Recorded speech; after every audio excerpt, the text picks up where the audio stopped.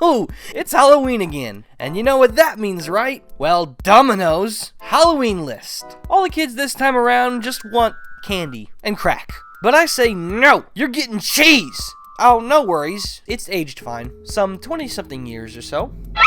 I've decided to trick myself into treating myself to cut a little loose for 2015 special. I see to it that I annually replay a certain game for Halloween, and loyal Furies know how this goes. When we're not getting our asses kicked by Luigi in Smash 4, he's starring in my favorite Gamecube game, Luigi's fucking amazing Mansion. I've gushed so much over this game for years now. It's becoming harder and harder to clean up. I love it so much. So my entire Halloween season shall follow in its glowing footprints. Luigi's Mansion was like that one science fair project. It didn't take first prize, and the first look kind of forced a double take, but once the show's over, people look back and remember, you know, that was really interesting. And that's the power of Luigi's Mansion. It's unbelievably memorable. With otherworldly atmosphere and impressive set pieces, there's gonna be at least one moment you unintentionally let back into your head, and that sounds like perfect special material to me. So, don't drop your flashlight. A consistent theme showcased in Luigi's Mansion is its loyalty to fine-tuning even the tiniest bits. Someone, soon to receive a complimentary goodie bag, has an obsession in what they call the little things. Kiss that motherfucker now! Because I never have to chug down some stank, bitch-ass coffee to keep me going when I got them little things. Never do you have to wonder to go or not to go here. Because from the moment you're even able to make a choice, the decision makes itself. You know, if this were written about a game I know and care shit about, I'd be cringing. Come on, the logo? How's that bottom of the barrel taste? Let's put this in perspective of a little kid getting his Gamecube for Christmas 2001. Do I want to nap in my new jammies or play with my new lunchbox? What's a... Luigi! Mommy! Luigi's scared. I'll save you, Luigi! Nope, fuck it. Screw Luigi, I never liked him. Nap sounds good. It's a silly thing to look back on, but this goddamn scared mini Minion back in the day. List any other Nintendo game at the time. They booted up as happy as a Care Bear wedding. It went from, I love you, to, I will consume your loved ones. Jesus, this is almost Sega logo creepypasta levels of contrast. Like, once they killed them, they ate them and stole their logo shtick. Kinda just rubbing it in by this point. No, you know, kinda might just be Shiggy reading too much Goosebumps. It's just kinda creepy nowadays. But honestly, this cemented my first Luigi's Mansion experience as unforgettable. Pays to commission Black Doom for installation of your doorbell, because after I cried, took a nap, I immediately came back for more. You'll be back, and we'll be waiting.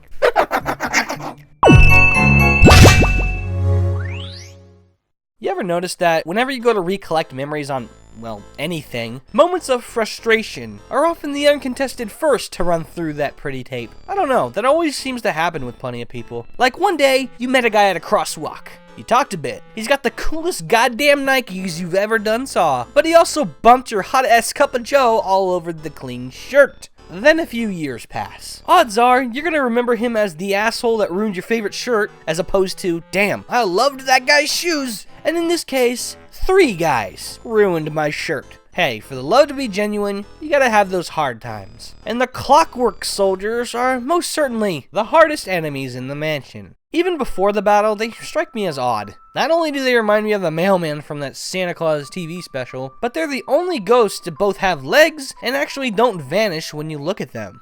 Weird.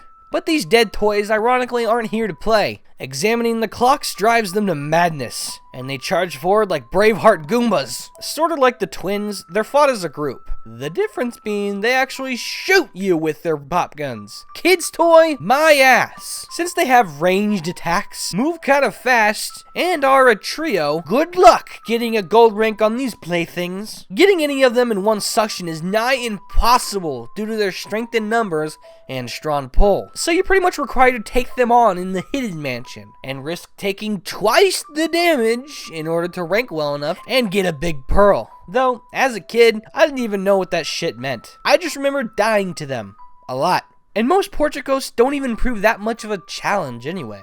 Talk about whiplash. It may have been littered with tons of groaning and screaming and a nearly smashed TV screen, but it's certainly a strong memory. No match for this, you fucking dementors. Show of mice. Who here's scared of the dark? You rotten liars. I'd like to think that we all share a fear of the dark to at least some degree. Half of all reality is a massive title, but that's exactly what darkness is. When the light of life is overshadowed, dominion is altered. Darkness is the everything we can never see. Look at me go. It's as though we consistently walk through an unknown realm we can never understand. You don't know what's waiting in the dark. Could be your friend, could be your worst nightmare yet to be imagined. I don't know about you, but I don't want to be out there to find out. So when the time came to tackle Area 4, oh man, does it start off huge.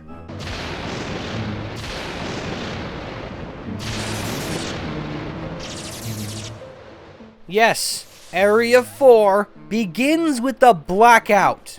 Holy shit, where do I begin? The basic rule of this game is lit rooms are sanctuaries, and dark rooms are the other side of the border. So when the power's out, now you're a poisoned Pokemon in the wild. No happy place, no one to hug you, and no dominance at all. It's here where the ghosts get fucking relentless. Swarms appear in every room, and every single enemy horde respawns every time you touch a doorknob. And no matter how many you defeat, it'll never turn the lights back on. God help you if you're in the Hidden Mansion, where the game legitimately becomes hard thanks to endless enemy gauntlets, infinitely respawning enemies, and no possible way to save. It's a massive contrast, but it's one of the few examples of a difficulty spike being highly enjoyable. It's an awesome treat if you like to bring a little Dynasty Warriors into goddamn Ghostbusters, and I love revisiting every room to see what enemies I'll encounter. No way in hell is it my kink, but sometimes a good kick in the ass is just what I love. Not now, Grandpa. I'm living here. Whoa! You know, it's no fun sticking to the obvious. When one hears moments in a video like this, I bet a lot of what comes to mind is the stuff to expect. Sweet tasting boss battles, cool watch the magic cutscenes, perhaps something that makes you go, oh shit! But number 7 takes the road less traveled by and highlights another one of those lovely little things we talked about. The mini rooms of the mansion are understandably formulaic. Usually just a matter of taking out Vangore's ghosts to turn on the light, open the chest, and catch the boo. Collect your pay and murder the next room. But 2 rooms in particular went the extra mile and put in something unexpectedly memorable. The 2 rooms we never forget. In the red corner, the conservatory. All throughout Area 2, we've received subtle little hints of this one room. Hearing lovely piano keys as we stroll by, and the chronic stalker gives me the shivers, obsessing over the girl inside. Fucking creep. So, it was obvious the game couldn't wait to load that specific room. Oh my, what a bunch of pretty instruments. Are some ghosts gonna play some Danny Phantom theme song? Oh, no, we just gotta dry hump them. But when you do, some magic is made. Do the Luigi now! Flash your light from on to off. Come on, it's time. Do the Luigi now! Catch one ghost, and then again, let's do the Luigi now. I'm going to hell. You got it! Do the Luigi now! Just like that. Fucking puberty. I love this room. I enjoy the cozy silence of the mansion's ambience quite a bit, but hearing the legendary Super Mario theme puts on that creepy ass smile atop even the most jolly of my faces. It feels so nice to feel a familiar and lovely rendition of that classic song, even in the spin-off Getaway. Gets me coming back even in the middle of other areas. And yeah, the Sonata's melody plays are nice too, but you can't beat the fruit of your own humping. Oh, need to do some dishes. Turn up the volume. Here I come, Conservatory!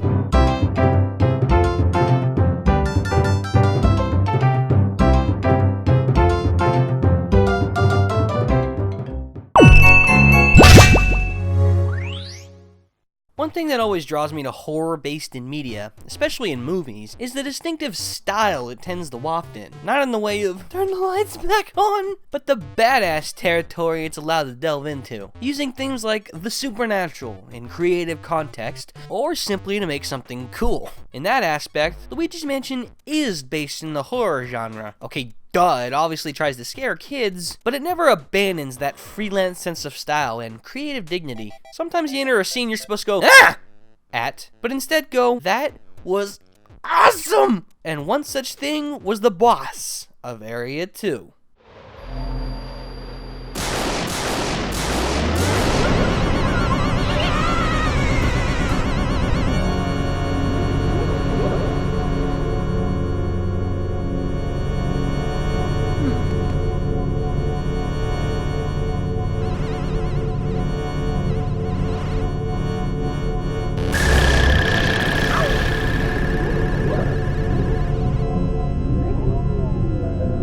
Oh man, Bogmire was epic.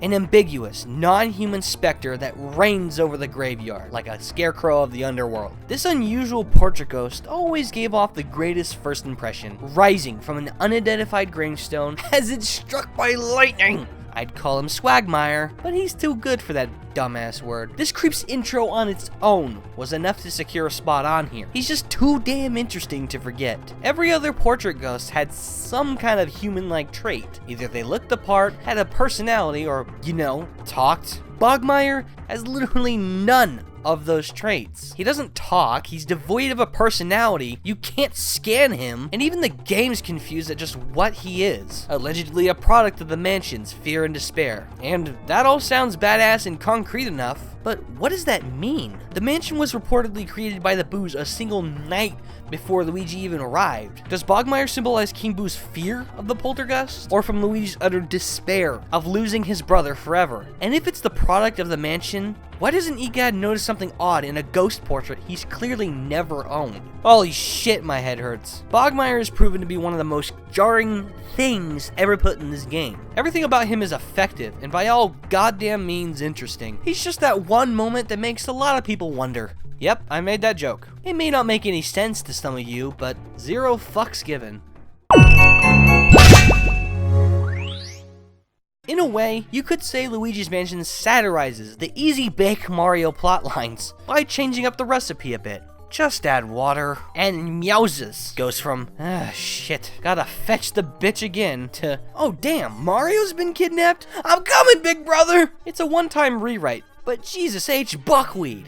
Thank you! But from the same kid that legit said, what the fuck is this Sonic? Something tells me that the GameFAQs page wasn't bookmarked on his Game Boy camera. So no, I was totally blind to exactly why Mario is missing. Fuck you! But it was a mystery I wanted to solve. To my surprise, you do get clues as you near close. Holy shit, Mario's hat. And it's not with Klepto?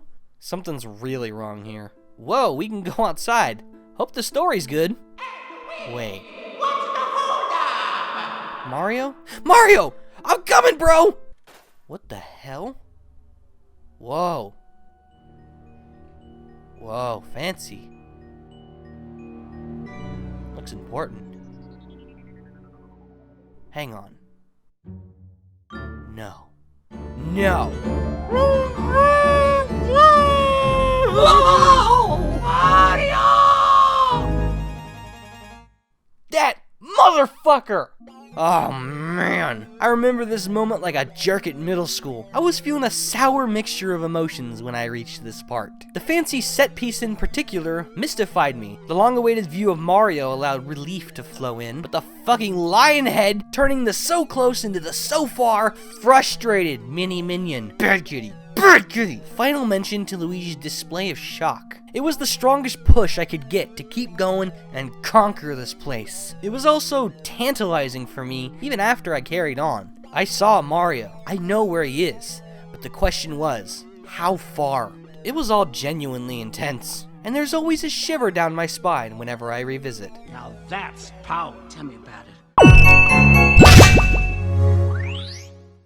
The Boos are Luigi's eternal nightmare. Not only are they responsible for Mario's capture, but they also set freedom to every single portrait ghost captured by EGAD, and are the self-appointed devs of Luigi's Mansion. Their whole story debut painted them as an evil far beyond the likes of any before-seen spirits. Their almost omni level of significance would suggest complete disconnection from the entire portrait ghost lineup, and for a long time running, I believed in that. But no amount of dark hallways, spectral swarms, and malignant boneyards could have prepped me for floor 3. Alright, there's Boo number 20. Let's keep going. What was that? I just caught the Boo. Maybe it was a glitch.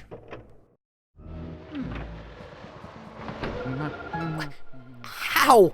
Okay, they gotta be fucking around here. Oh. Hi, guys. Housekeeping? No? Yeah, your big spooky balcony is clean enough. Oh shit! Bad touch! Too close! Too close! Don't you dare get those in my shoes! Is this what hell looks like? What is that? Move, move, move, move, move, move, move!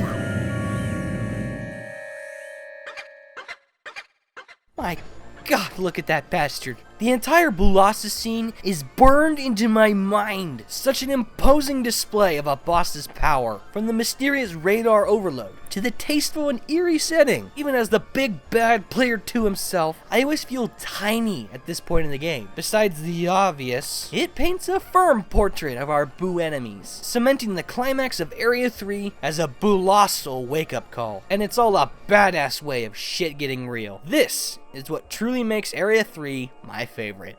Speaking of which, as I've partially noted before, Mario's gone cliche Scooby-Doo villain for this game by dropping many things in the mansion. If any of you say jinkies, I might eat my own fucking headgear. This all results in an enjoyable collectathon, and tracking all these items down forms a significant chunk of Area 3. As a kid, this shit kept me busy. Overcoming the task to get the shoe and the glove was hard enough for my itty-bitty mind. Hell, I even remember overlooking the damn letter because I didn't check the birdhouse. Fuck, that drove me crazy. But god damn, those were nothing compared to the fucking star. And in the blue corner, Astral Hall and Observatory. Yeah, you all remember this part. One of the weirdest rooms in the game. Any place that has its doors imported from Pac-Man throws any kid for a loop. Need some fire. Scroll down to the comment section. That'll do.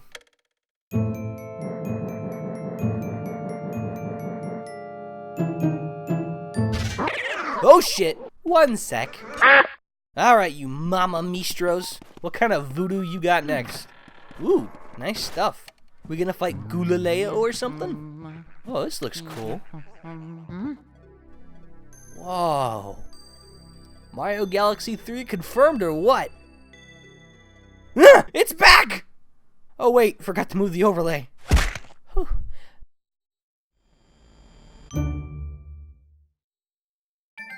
That was awesome. Let's get some revenge. Fuck you, Moon.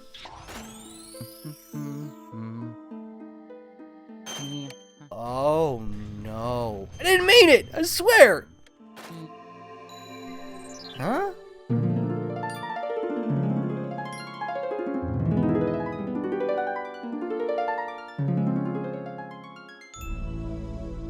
What the fuck? Words. Does not compute. So many jokes to go with. What am I gonna call this? Majora's Mask Mirror Mode? I am Gru? Portal 2.5? Houston? We have a Michael Bay? Apollo? Fuck? I could keep going. Nah, I could be straight. We'll call this one Holy Shit. Luigi don't need no $50 trillion eclipse cannon. He got the vacuum of space. Yeah, I'm done. One thing Luigi's Mansion pulled off better than expected was its brand new antagonist. It's often hard to remember, but this was the true debut of King Boo. That was a nice poem. Back in the magical era where his booliness was taken seriously, instead of playing a pasty ass licky hitting the slots. No. I know the motherfucker. Although lacking in the stage presence I crave in my villains, King Boo hits all the right strings. Creepy, intimidating, and by all means a terrific threat. And I love the long-awaited confrontation of Green Thunder versus Crown Spectre. It's a scene that demands your hushed attention. The words King Boo chooses to say are awfully weird. At first seems normal. He gloats about his triumph over Player 1, as any hardworking ruler would. But check out what's next.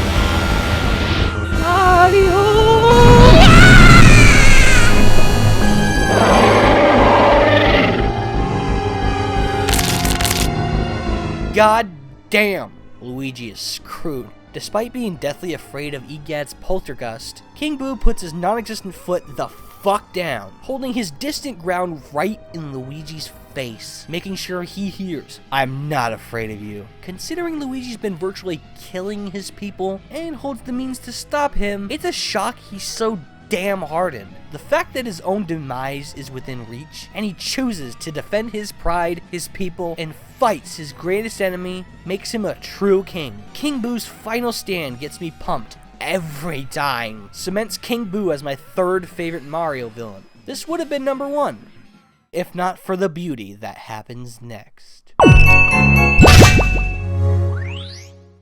Throughout the endless adventures they endure, no matter where the spotlight's pointed, I can never pick just one Mario brother. Sure, sometimes one looks cooler than the other, but I'll forever be of this mindset. You stick with one, you stick with both. Mario is what makes Luigi, and Luigi is what makes Mario. And besides being just wonderful characters, their brotherhood is so genuine. It truly knows how to hit home. So when select games in the series emphasize that aspect, it's immediately a favorite, and Luigi's Mansion is a love letter specifically to that, because number 1 is the ending.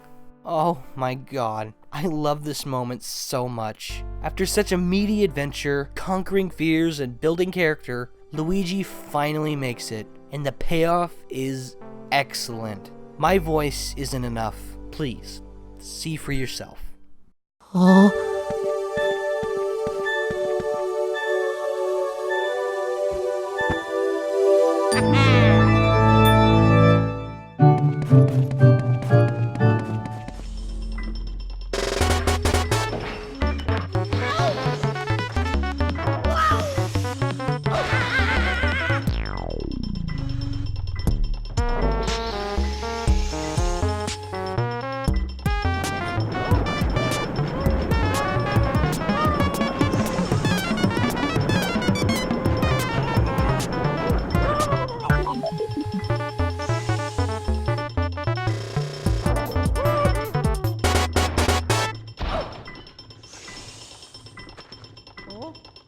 Mario?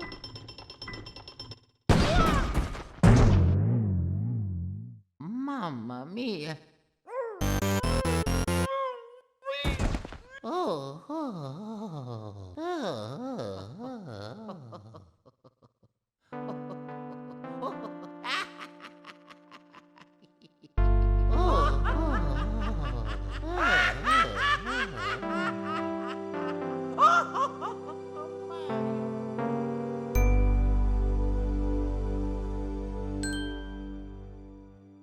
Oh god, my heart can't take it. There are so many feels surging throughout these final minutes, I feel like I'm getting a fever. A fateful reunion that caters to all good feels. The slow, heartwarming scene in the altar resembles a long-desired hug between Big and Little Bro, graced by the emotional pause and beautiful music. It legitimately melts my heart. I miss you so much, bro. And the restoration scene can kick the ass of any bad day. It supplies the always welcome laughter after a job well done. And once it's all over, we see Luigi, the happiest he's ever been, crying tears of joy and laughing his ass off at the sight of his red-capped livelihood, all safe and sound. all ending with old memories of the mansion and the marvelous credits theme. It's a magic that never stops dazzling. Perhaps it's just me being a softie, but I can never sit through it with dry eyes. By far my favorite moment of Luigi's Mansion, and incentive enough